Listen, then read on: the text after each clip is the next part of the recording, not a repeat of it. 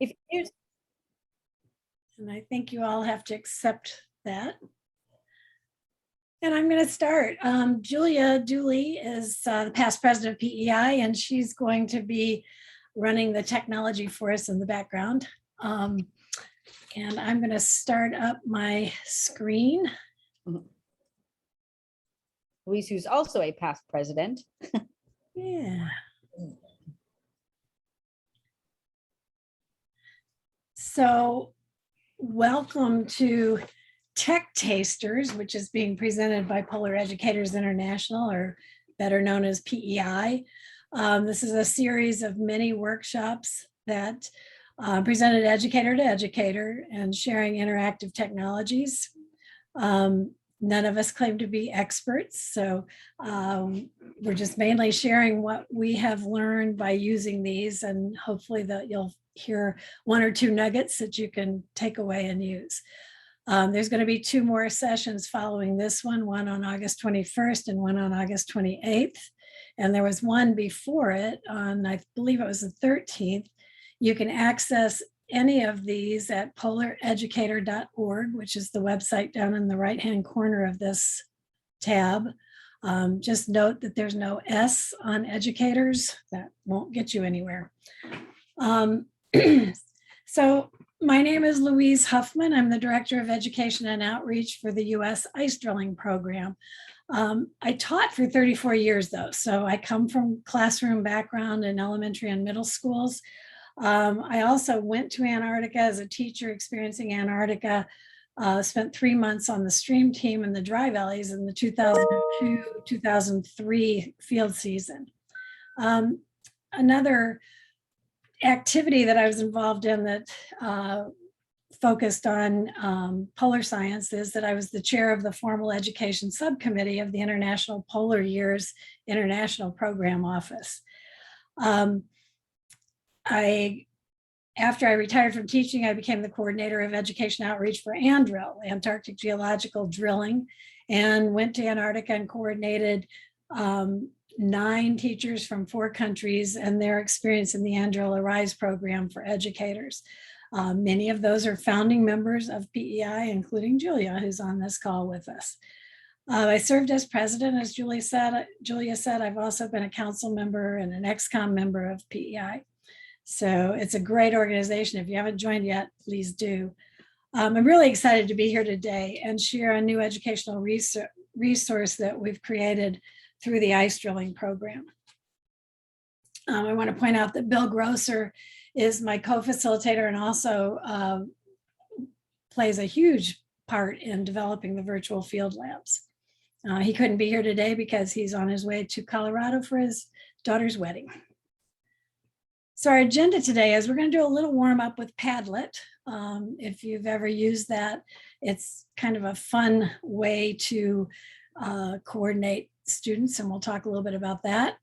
I'm going to show you some video samples of virtual field labs and demonstrate how they work and their content connections to different courses. Plus, if you're in the United States, also their relationship to the NGSS, or the Next Generation Science Standards, especially the science and engineering practices. I'll also share with you where you can find the VFLs, the virtual field labs, and also supplemental materials that go with that, including labs and activities and other resources to teach climate change. And then we'll have time at the end for question and answers. And I'll keep coming back to this website, but icedrill-education.org is where you'll find everything that that the ice drilling program has produced.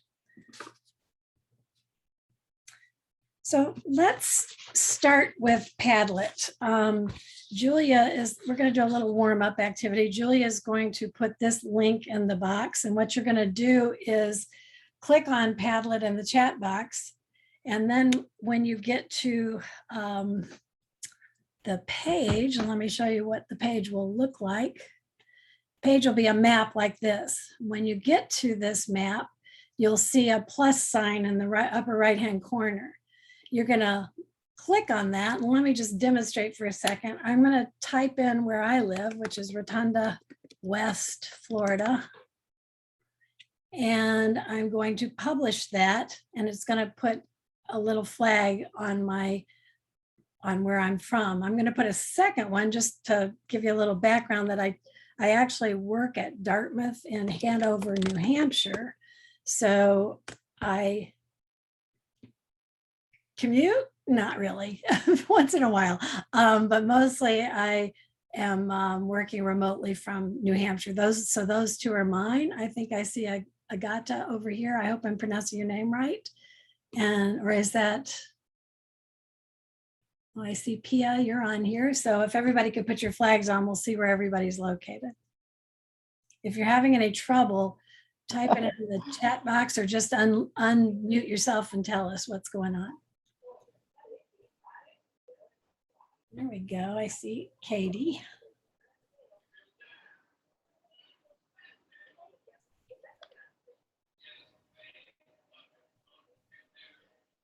Okay. I think I'm having a problem because of my slow internet connection. Okay. But Well, you can see how this works. This is a new function in Padlet, which I was kind of excited about, this map function. And it's a fun way to just have a warm up if you're doing something internationally, or you can make, using the plus and minus buttons, you can get in closer so that you could do a region that's closer to where your students are and that type of thing. I want to show you how I've used it in the past. So I'm going to just switch screens here.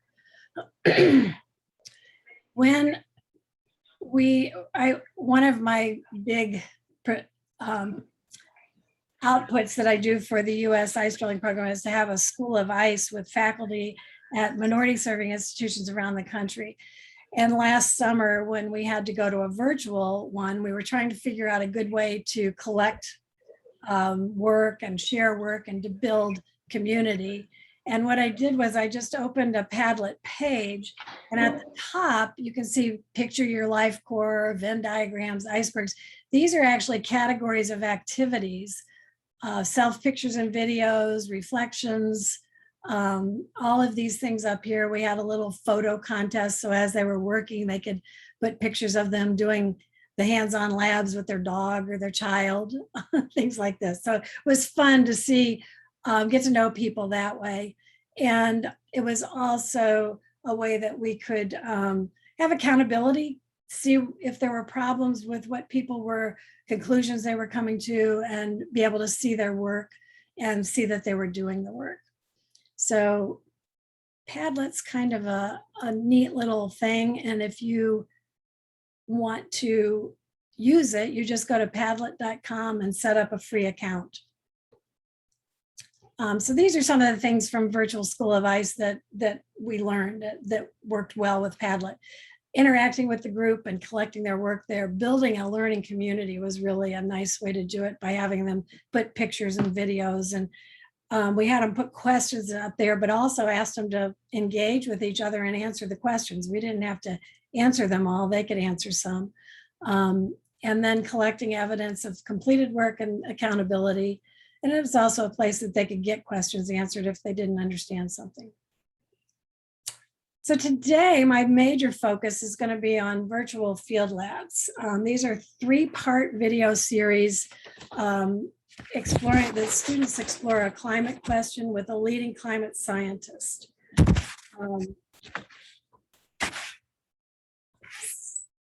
So these are set up for designed for students from late middle through college, middle school through college. In the summer, let me go back one.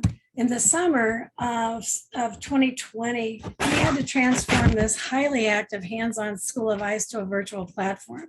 We realized that we couldn't recreate the excitement of actually cutting ice cores in a real ice core lab with a scientist in a virtual field trip. It just would not have been the same. So we created the VFLs with a little different twist. They're not field trips, they're not virtual labs, but they're a completely new approach to learning that combines the best of laboratory experiences and field trips in a 3-part field lab that's digitally delivered. Each field lab takes students along with a climate scientist and other diverse presenters as they collect and analyze data together to answer a focused climate question based on real life data. The virtual field labs are designed for students to watch with a teacher present, virtually or in person, or independently on their own computers. One of the core values that we embrace in the virtual field labs are the idea of student science notebooks. This is a quote from the National Science Teaching Association's quick reference guide to the next generation science standards, which are standards for K-12 students in the US.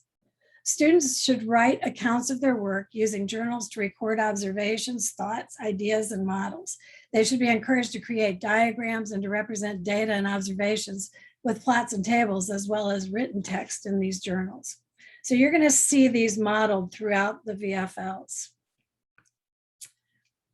Before we get into talking about what these virtual field labs have, I just kind of want to give you a little feel for what the US ice drilling program is, because this is where the idea for this came from. This is who I work for. The IDP is an NSF, National Science Foundation facility that supports and coordinates the US ice core science community. So IDP organizes a yearly meeting of ice scientists to update and revise the 10-year long-range science plan. This plan is used by NSF when funding new science proposals. You can see the plan at icedrill.org. A second deliverable is the long-range technology plan that is updated and revised yearly also, and that's revised by the engineers. This plan is based on the needs defined in the science long-range plan, but it provides NSF with really important information for where they're going 10 years down the road and how they can plan their budgets through the National Science Foundation. So just some real quick ice core facts. I don't know if you all know much about ice cores, but they're really cool. Anyway, they are really important if you're teaching climate change, because a great deal of the information we have about what's happened in the past million years in climate comes from ice cores. So ice cores are drilled all over the world. The longest ones come from the deep ice sheets on Greenland and Antarctica. They're drilled in extreme environments. So that alone is a really exciting story as you're getting students into science and telling stories about how the science is done. The cores range in diameter from 0.15 of a meter to 3 meter, in length, 1,500 meters in length to 3 meters in length. And if they're the long ones, they're cut into 1 meter length sections and shipped to the ice core facility in Denver. And you can see them in the tubes down in that bottom picture. You see an ice core on the right and a small drill on the left. So some other things about ice cores. This is a real ice core. It's a picture of an ice core from Greenland, and it's been colorized to help us see the layers that are in ice cores. So snowfall that accumulates in spring and summer seasons form light bands. And those, you can see where those arrows are pointing to. Snowfall that accumulates in fall and winter seasons forms dark bands. So if you look at a light to a dark, that's 1 year of snowfall. You've got spring, summer, fall, and winter. So scientists count these and age the core. So we're going to do that. So here's what I want you to do. Scientists have to come to a consensus. This isn't an easy, as a matter of fact, it's more than not an easy thing to do. It's really difficult, and let's feel what that feels like. I'd like you to use your Zoom annotate tool, and if you haven't ever done that before, if you click on annotate and view options on your dashboard there, and then you'll get a drop-down menu. If you're in full screen or some such thing, if you hover your mouse up at the very top band and let it hover there with the green, it says you are viewing Louise Huffman's screen, and then view options would be a click down. And if you click that, then you should see annotate as one of the options. Okay, and once you get that annotate, you should, and click on it, you'll get a drop-down menu that you can pick text. And I don't know why mine is giving me trouble here, but then you click on the screen and you'll type your answer. Count up, light and dark is 1 year, light and dark is another year, and count them up, and then type the number that you get right on the screen using your annotate tool. If your text box accidentally ends up on top of somebody else, just kind of move the box. Go ahead and do that now.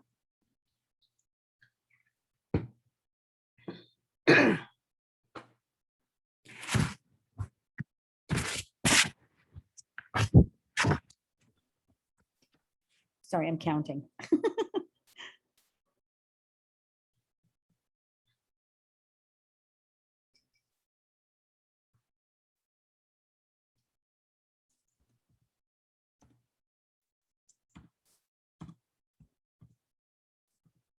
Okay, I see one answer up there.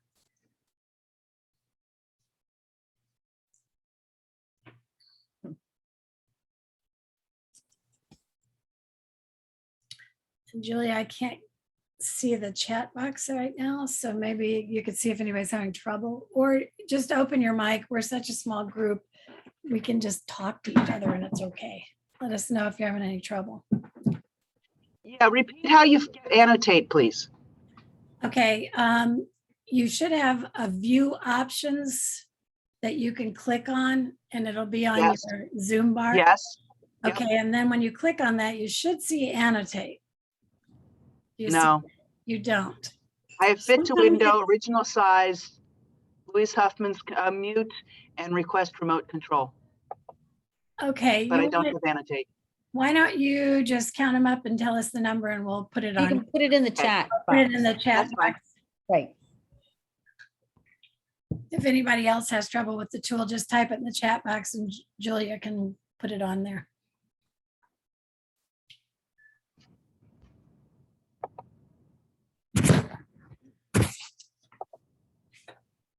Somebody else has put in 16.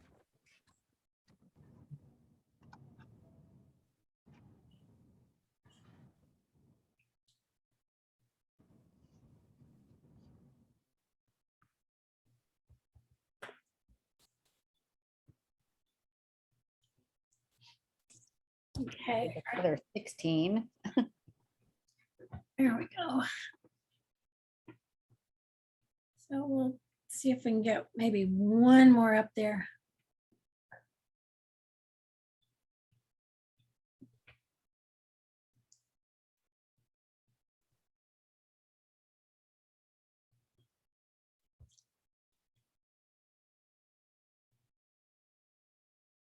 Okay, I'm going to go ahead and go on, but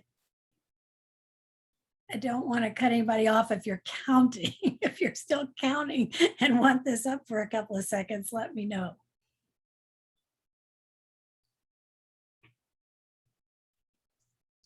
Okay. Okay, we'll move on. All right, so we're going to come to a scientific consensus, and this is a really important science skill for students. We are, if my, there. Okay, and Julia, can you clear the screen? Yep. Okay, so what we're going to do now, this is an example of what you would see in a VFL after collecting this data as a group. And I'm going to use data from another group. Okay, and there's one more to 13-ish, oops, way more. Okay, that's all right. Because this is, like I said, this is a really hard thing to do, to count them. And this was all over the place. So here's what we're going to do is using these, and we could have added in, there's several 16s in here. There was a 13. And there we go. Okay, so we're going to put it on a histogram. And if you haven't ever used a histogram, it's simply, this is a histogram of the number of years. On the y-axis, we're going to put the number of identical counts. And on the x-axis, an estimated years of captured climate data. Now, what we're going to do is count up all the same numbers. So for example, 14, there are two 14s, so we're going to color in those 14s. Now, in the VFLs, we'd be having the students actually do this in their notebook, but I'm going to go ahead and color them in for you and then show you what we would do with this. One of the things that we use is a way to get them to think about data. And we ask them to write in their notebooks, one thing I notice about the data is, one thing I wonder about the data is. Is there anybody brave enough to unmute your microphone and just tell us one thing you notice about the data? I know we haven't gotten to know each other, but it's a safe place. Anything you say would be correct. What do you notice? There's a pretty big range, pretty big variation. Okay, so there is a pretty big variation in this group. Katie, did you have one? I think that was Ann that said that. I was going to go with the same, and that they were much different widths when we were looking at them. Okay. So is there anything you wonder about the data? Something that you could ask? What's something that you wonder? I just wondered how deep was that particular core, whether it was a recent one or an older one. You know, I don't know exactly. It's from Greenland, and it was about, I think it was, no, don't hold me to this, but I think that core was about 3,000 years old. And I don't know how much of that core is in that piece that you're looking at. So, right, because usually if it is a deeper one, then the range is quite small because it's been more pressed, isn't it? And it gets harder to count. You're exactly right. The more pressure it's under. Good. So there's getting students to notice, what do you notice about the data? Getting them to talk about it. One thing they wonder about it. They're writing this in their notebook, so it's not very threatening. We're not looking for a right answer because really, I don't know what the right answer is. I don't know. And scientists often don't know. They have to come to a consensus. So in ice core science, one way that they would come to consensus is have a lot of people count where they really had a wide range, but they would also connect it to other scientists that are looking at this to age the core in a different way. Maybe they're looking at volcanic ash or sulfur in the ice core that they know the dates of those, and then they can kind of come up with how many years this is. So this scientific consensus idea is students need to understand, and they need this whole process of science is so important. And we're seeing it play out in some very odd ways during the pandemic, for example, when people don't understand science, so they don't understand how answers can change. New information is going to make science change their ideas. And so we really need to get students to understand how science works. So another thing that we use in these is, rather than saying, I think there are this many years, we would say the data suggests that the number of years of climate data captured in this ice core is. Now, that's a hard one to answer because, like you said, there's a range. So there's a lot of different ways they might look at it. Somebody might say, well, I think it's an average, or we'll look at the median, or we'll look at the mean, or maybe we look at a trend, or maybe we look and say the data suggests the number of years of climate data captured varies somewhere between 14 and 20. You know, there's a lot of ways that we could say it, and opening it up to students to come up with a way that data suggests to them the answer to this question is what we're trying to get to in these virtual field labs. So this is actually a model of a real ice core. They're not blue, for example. We colorize that to make it easier to see. This is lighted from the back. It's an acrylic ice core in a museum, but it's a beautiful one because they've taken a real ice core and made one to match a real ice core. So you'll see the dark and light layers. Some of these might even be ash layers from volcanoes. So in an actual ice core, like Pia said, the ice builds up pressure and pressure. So you have snow falling, and then more pressure becomes firn, which is somewhere between ice and snow. And then at the ice firn transition is where bubbles of ancient gases are trapped in the ice then. And scientists can actually go into those bubbles and measure the gases that were in the atmosphere when that snow fell. To me, that's an amazing thing about ice cores. It's a direct measurement. So we know exactly what carbon dioxide in the atmosphere measured back 800,000 years in a continuous record from ice cores. It's just an amazing set of data. They also could figure out temperature from using indirect measurements or proxy measurements. So they use isotopes of hydrogen and oxygen to be able to determine temperature. The longest core was 2 miles long, which is an amazing thing. And like I said, it has 800,000 years of climate data.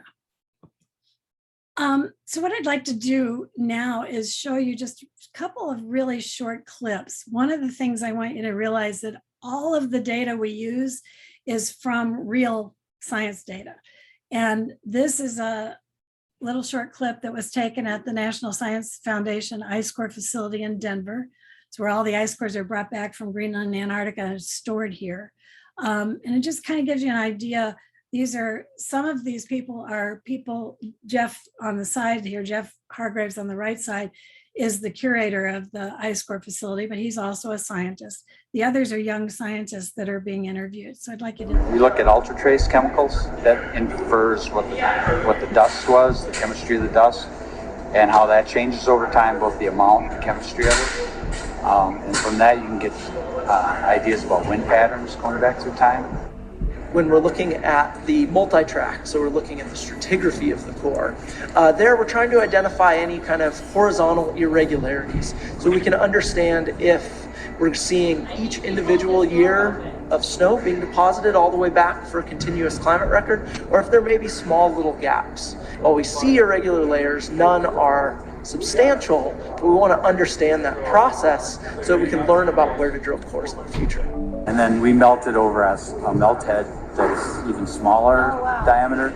And then the outside of that goes to waste. The inside, which is now clean, we analyze. And then we actually melt it in a freezer, but it's just like a convenience store freezer, one of those little stand-ups. I think we were putting 5 cores in the box, 700 meters, divided by 5, you know, it's like 150 boxes or whatever we have to ship back. One wooden pallet fits 8 boxes, and then we put 4 wooden pallets on an Air Force pallet, so that's 32.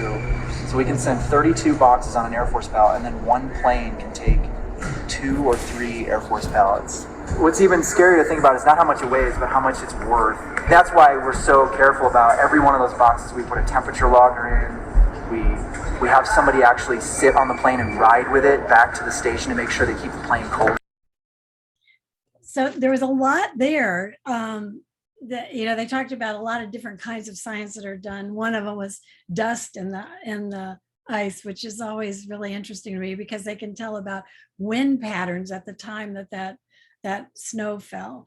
I think at the end when he was talking about how much these ice cores are worth, and that they want to make sure they don't melt on the way back to the ice core facility, they have the redundant temperature probes, and it's amazing. There's an activity that you'll just see real quickly, but it's on the icedrill-education.org called The Long Haul, and it has students engineer a way to get ice cores back all the way from Antarctica to Denver. So just some little interesting factoids here. So the virtual field labs are very intentionally built around a specific investigable question. Bill Grosser is amazing at taking gigantic data sets and focusing them down to an amount of data that students can handle and a question that students can handle. So he's been able to work with these scientists who work at a level way up here that's way beyond me and bring it to a level where even I can understand it. So it's really, they've done, working together with the scientists and with Bill to do this has been an amazing experience for me, but I think we've come up with a really good product. Every one of them involves the students in data collection and analysis. And the video clips of the scientists show them working in the field and in their labs, collecting the actual data that the students are actually using. and then they're taken through, in the virtual field labs, take them through the processing of the data, and the scientists lead them to a discussion, which leads to additional discussion and investigation. So there are 3 episodes to each one of the virtual field labs. The first episode introduces the scientist as a real life person, and most of them are just really nice, fun people. They have lives outside of science. So it introduces them and what their interests are, and it also talks about what their research focus is, and where that question comes from that the students are going to answer. The second episode takes the question from that first episode and explores it through data and building and practicing skills like asking questions and tabulating and graphing data and analyzing data, and then presenting claims and evidence. The third episode is the scientist then builds on what the students have done with data and leads them into a discussion and more data analysis to look at what they've learned in terms of the future of climate change and where we're going with this. So I'm just going to show you a couple of little clips. This is Dr. Erik Osterberg from Dartmouth, introducing himself. Dartmouth College in beautiful Hanover, New Hampshire. Hope you can hear it. Today we're going to talk about how climate change a couple hundred years ago can actually tell us something about human-caused climate change today, and maybe even how we might be able to fight it in the future. But before we get to all that, I want to tell you a little bit about who I am as a person. So when I'm not here at Dartmouth working on my research and teaching, I'm pretty much spending all my time with my family, with my wife and our 2 kids. We have a 10-year-old and a 7-year-old, both boys. And we really enjoy just doing pretty much anything that we can outdoors, taking the biggest advantage of everything that New Hampshire has to offer. So in the wintertime, that means you can usually find us just up the road here at our local skiway, where my boys are both competitive downhill skiers, and I help out by assistant coaching their team for the last couple of years. So pretty much. Okay. And then this is Dr. Meredith Kelly, who's also at Dartmouth. I was going to tell you that Erik's virtual field lab title is Abrupt Climate Disruptions, and Meredith is Climate Clues from the Past. So this is Meredith introducing herself. Lived all over the place. I grew up in Cleveland, Ohio, and I'm a huge LeBron James fan. I went to school in Boston and in Maine and in Switzerland. Most recently, before I moved to Dartmouth, I lived in New York City and worked at an Earth Observatory with more than 300 students, 300 other research scientists and students who work there too. And I have a wonderful family. I have 3 kids. I have a 5-year-old daughter and twin boys who are 2. So I have my hands full at home. And I have a dog, Bailey, who's going to be joining us for the field trip today. Okay. And then Meredith goes on and sets up her background for the question that the students are going to research. My name is Meredith Kelly. I'm an associate professor in the Department of Earth Sciences at Dartmouth College. And my research focuses on understanding past climate changes by using glaciers. So glaciers are small masses of ice that exist around the world today and in the past. And what you probably know about today is that glaciers around the world are melting and shrinking rapidly due to global warming. And this is really neat in a way, because what this tells us is that glaciers are really sensitive to changes in temperature. And therefore, because of that, I can use the past changes in glaciers, or the past extents of glaciers, to reconstruct past temperatures in times before humans had thermometers out measuring temperature. The other really neat thing about glaciers is that they exist around the world. They exist from the tropics to the poles. And therefore, we can get a picture of what temperature looks like around the whole planet. Okay, and then here's where she actually states the question.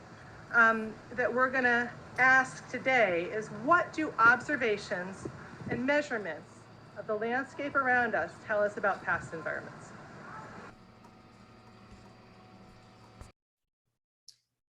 And then Erik and Erik's, abrupt climate disruptions, he's going to set up the focused They investigation. do that first, figure out just how cold it was in 1816. Was it really a year without a summer? And then we're going to look at the ice core record to see if we can figure out what the heck was happening. Why was it so unusually cold in 1816? And can that help us in the future as we try and fight global warming? So let's get to it. Now, one of the other things, we have diverse presenters. Hopefully, by the time the students have watched a couple of these, they've met people that they can identify with, that maybe look like them. This is Ron Hale, a teacher that works with us, with Bill and me in Chicago, doing teacher professional development workshops. And what Ron does in this one is, you can see, this is in Meredith's about looking at past environment, or looking at today's environments and past environments to understand what's happened over time. So he's built in his notebook, had the students build 3 different examples, and it's scaffolding the learning. So he's already done the first one and the second one, and now he's going to take them into the third one when he'll turn them loose to figure out the map. Which is 850 years. We know that our ice retreated from Turner Falls, Massachusetts to Charleston, New Hampshire at a rate of about 82 meters a year. So let's take a look at our third and final location of today. If you can, in your science notebooks, construct 4 horizontal lines. Our top line will be retreat rate calculation, followed by retreat distance. Our third line is going to be time to melt and retreat. And our final line will be calculated retreat rate. If we take a look at our map, we're going to head over to Claremont, New Hampshire, and head north from there to Littleton, New Hampshire. We know that ice retreated from this area approximately 14,000 years ago. We also know, as the ice retreated from Claremont, New Hampshire up to Littleton, New Hampshire, it did so at a distance of about 115 kilometers or 115,000 meters. We know that it took 400 years for our ice to melt. So at this time, I would like you to pause the video, take some time, use this data, and calculate our retreat rate of our ice as it retreated from Claremont, New Hampshire up to Littleton, New Hampshire. Check back in a little bit, see how you did. So we have these pauses in there so that students can, there's a little music that plays the background, and I think the pauses are about 10 seconds, but then they can continue the pause until they're done doing the math. Here's another, this is from Erik's, and our presenter in this one is Layla Wynn.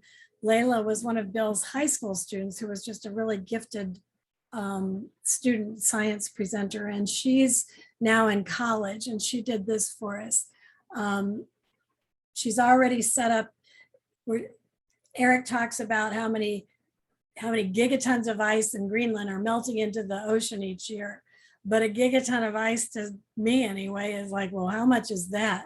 So Layla suggests that we convert that to elephants, because most of us know what an elephant looks like. So she's figured out the number of seconds in a year, the number of metric tons in a gigaton, and how much an elephant weighs. And now she's going to take the students through this math. So now that we have all that figured out, let's go ahead and set up this problem. We have our initial, the 1 gigaton of ice per year, but then we have 1 year over the amount of seconds that we want. We have the amount of metric tons, 1 billion over 1 gigaton, and then we have 1 elephant over that amount of metric tons. So when we multiply and divide this out, we get 7.37, but just to double check, let's go ahead and cross out all the units. The years cancel out, the gigatons cancel out, the metric tons cancel out, and we're left with elephants and seconds. So we know it's 7.37 elephants per second. So now that we have that conversion factor, let's go ahead and imagine this. So we already know our model, 1 gigaton falls into the ocean per year. Now let's imagine it with these little elephant guys. 7.37 elephants per second per every minute, per every year. This amount of huge mass is falling into the ocean. So when we're talking to people and trying to explain just the scale of this climate crisis, it's always helpful to see or to use something tangible like elephants to better explain just how ginormous all of this change truly is. So that graph up there with the green line is Erik's data on how much ice is being lost off of Greenland per year. So that's where what we're looking at. And then we look at this with Bill. He's already showed how to take this best fit line. And I want you to notice that line, that it's a hockey stick shaped graph. You've probably seen the hockey stick shaped graph that does carbon dioxide going up. Here's a hockey stick going down. And we call those places where they suddenly drop off, like the graph of Arctic sea ice melting, or the graph of ice off of Greenland, or going up in the case of carbon dioxide, that those are the tipping points and where everything is changing. Now, Bill's already done one math problem. Let's have him talk more. So let's look at a second example. Let's go on our graph out to the year 2015. If we go out to 2015, go up to the best fit line and then go over, I estimate it's about, looks to me, about 350 gigatons per year of ice. Let's do a little math. If we take that 350 gigatons per year of ice, multiplied by Layla's conversion factor, 7.37 elephants per second. In 2015, it looks to me, according to my estimate, Greenland was losing about 2,580 elephants every second of ice. That's a lot of ice. So we're going to pause the video next, and what I'd like you to do is, with your calculator and in your notebooks, I'd like you to take all the other years that are missing there, 1985 through 2010, use the graph of the best fit data, figure out how many gigatons per year it was losing, then use Layla's conversion factor, and can you convert all of those over to elephants per second? Go ahead and get that done, and we'll be back with you. Okay, so students go through the math. They've had the math problem modeled for them. They go through the math, and then they come back and discuss it. Erik also does some modeling here. He uses the data from evidence that suggests humans are causing an abrupt climate disruption. And let's see what he does with this.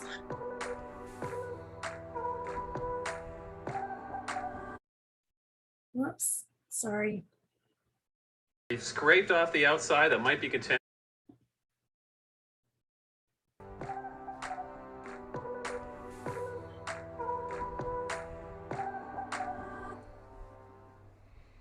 Hey, welcome back. So now you should have your completed data table and your completed graph, but now your graph is in elephants per second being lost from the Greenland ice sheet. That graph tells a really nice story. So what I'd like you to do is, next to that graph, somewhere in your notebook, can you write down 2 things that you notice about your graph and 1 thing that you wonder? So again, in your notebook, 2 things you notice, 1 thing you wonder. Go ahead and pause the video again. After you get those things written down, hit play again, and we'll wrap things up.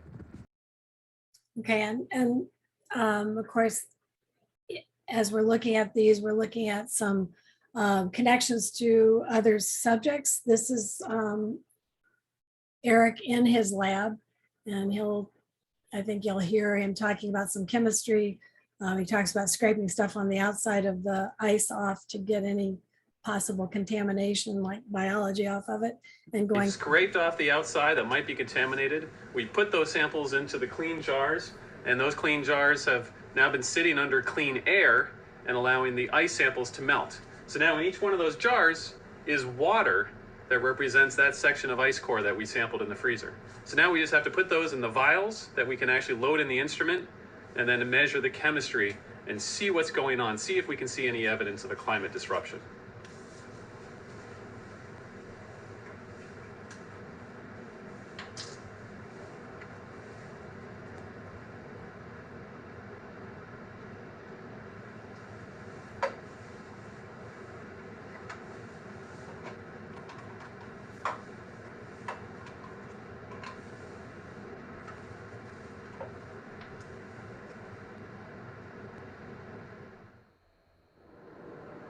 All right, so now we've got all of our samples ready to load into the instrument. This is an ion chromatograph instrument. This will measure the chemistry of each one of these water samples, looking for the major ions. So this will be things like the salt and the dust, the stuff that represents 99% of the stuff that's in the ice core. So once we've loaded this all up, we can launch the program, and it'll spend a couple hours and actually measure the chemistry of each one of these ice core samples. So overall, we measure pretty much everything on the periodic table. That instrument will just cover a few of them, the big ones like sodium and magnesium and chloride and sulfur. But we have other instruments that basically analyze everything on the periodic table here. So if there's a climate disruption in the ice core at that time, we're going to find it.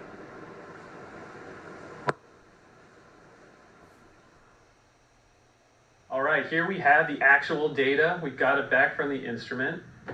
And there's a lot of data here. We've got sodium, we've got ammonium, potassium, magnesium, calcium. But when I'm looking at these data, the one that looks the most interesting to me is sulfate.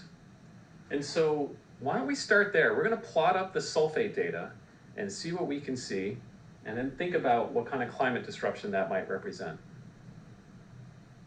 So what we're going to do is go back to your notebooks, and we're going to record the sulfate data from this Greenland ice core in the second column. So at the top of that second column, let's label it as Greenland ice core sulfate. And you can see the 10 different values of sulfate in parts per billion that we were able to measure on our instrument. So take a moment and pause the video so you can write down these values, and then we're going to plot them up on the other side of the paper. So in this one, they've already looked at tree growth index, and it's graphed on the right side of their notebook, showing some dips in temperature. And if you notice, the dips in temperature around 1810, around 1816, 1818, which is what he was talking about, the year without summer.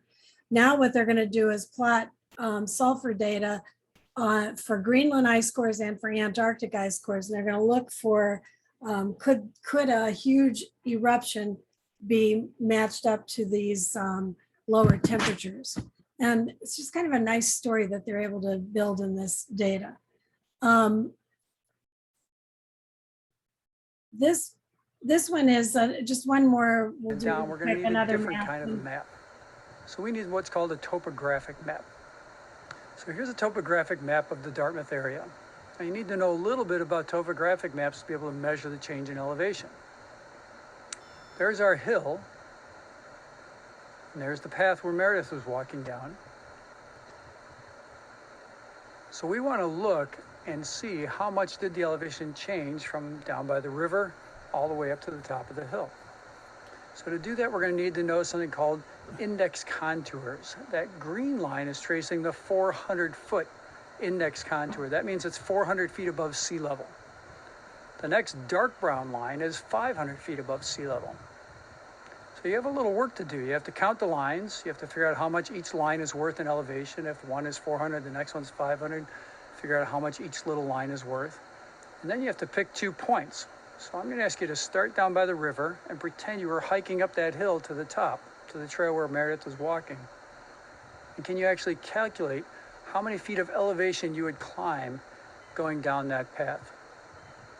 So we're going to pause the video here after we put it up a little bigger for you, and I want you to do the same thing. Just pause it, take some time, and make the elevation measurements, starting at the river, using the contour lines, and pretending like you're climbing up that hill all the way to where Meredith was hiking. If you think you have your number, you can hit play again and catch. So, you know, each one is modeled very carefully so that it's a bite of data that students can handle, and then given the chance to deal with it. So I hope that some of those samples give you an idea of what you can do with these. They're modeled very carefully. The learning is scaffolded. We've found that they work well with middle school students, but they also work well with college, especially early college students or first generation college students. You can find the virtual field labs and all of the related education outreach resources at iceville-education.org. If you're interested in learning more about the science or seeing pictures of the science being done, pictures that you can use in presentations, you can go to iceville.org. And there's pictures of the drills. There's all kinds of stuff on that website as well. You can also call me, email me, and I'll be happy to help you with our resources or point you in the direction of other resources too. I've been doing this a long time, so I have connections with other people that are developing climate change resources as well. The virtual field labs are listed on one page together where they're described, and each of the episodes is described again at iceville-education.org, and they would be under the free resources. I'm going to show you just a movie that's going to flash through a lot of them, but you can see if it'll play for me. Yeah, whoops. There we go. Okay. The long haul was the one I was talking about, getting the ice cores back. Nature versus Science is a card game that teaches students about the process of science. The engineering challenge design, they're building a model rig that has to be pulled across tables to pick up a drill core. And then you get to some video links of other places, and then the virtual field labs. We've got several new labs. One of them, they're called Decoding Ice Cores, Proxy and Direct Measurements, which is a really nice lab. We've got one on carbon dioxide in the atmosphere, where they actually measure carbon dioxide and melted water that's supposed to be layers from the ice core, and that's a really nice one. And then we have one with measuring isotopes and figuring out proxy measurements. I want to share this resource real quickly, and then we'll have some time for question and answers if you have some questions. This is called, it's a resource book that was published a little over 10 years ago, Polar Science and Global Climate, an International Resource for Education and Outreach. Some of it is a little out of date. The activities that are in there for teachers to teach climate change are almost all fine. What we'd like, we've made it available on the PEI website. You can download it for free, get the book. We are working together. We're leading a group with SCAR, which is a Scientific Committee on Antarctic Research, IAS, the International Arctic Science Council, and APEX, the Association of Polar Early Career Scientists. Those four groups are working together to revise this book and make it a web book. It's a huge project. We'd welcome your help with that. We'd welcome the best way you could start if you want to help with that is to download the book, use some of the activities and give us feedback. And if you want to work on it, let us know, because we're looking for people to help. So last but not least, if you have any questions for me, and write down my email address, feel free to contact me anytime. I'd be more than happy to talk to you about resources and point you in the direction of resources, or pick out which ones might be good for you to use. So go ahead and you can open up your mics. I'm going to stop sharing my screen now.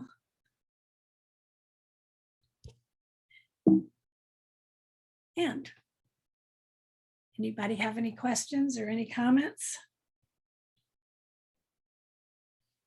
I think many of us love the elephant problem. So yeah, that many elephants lost is, yeah.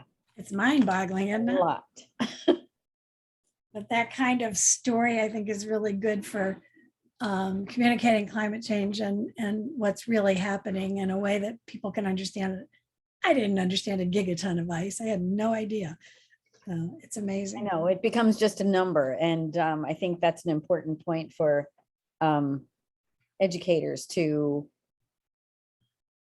inform scientists. So putting it in context that is relatable definitely brings the science alive for people that aren't used to dealing with numbers in terms of, wow, this is a lot. Well, I know when I was teaching, I always had, everybody said, you need to use real data. And I'm like, yeah, but you open up and you look at data and it's like, what is this? It was just too much. I didn't know what to do with it. Like I said, Bill is really good at turning that into something that's manageable. So Yeah. I hope people got some ideas, and hopefully you'll use virtual field labs. And then hopefully people will access the links that you've mentioned or reach out to you, because what you've done with the virtual field labs, it would be great to engage other students, you know, with that kind of information. Yeah, and share with your colleagues. That would be good. I think they're worthwhile. And we've got 2 more coming out, hopefully by the fall. They're in the can. They've already. And what are the subjects of those? One is with Got our appetites. scientist Dom Winsky. He's an early career scientist, and he has been looking at snowfall in Alaska on the mountains and melt, and how does melt water in the ice cores tell us about the amount of snowfall. And it's pretty interesting. And then the other one is Dave Harwood, and we're doing sea level rise with him based on some of his diatoms and critters like that. So Pia, I think it's just you left. We're going to turn the recording off. I think. Well, now where is it? Here it is. Please, how far along are you? Wait just a second. It says the recording paused. It didn't say off.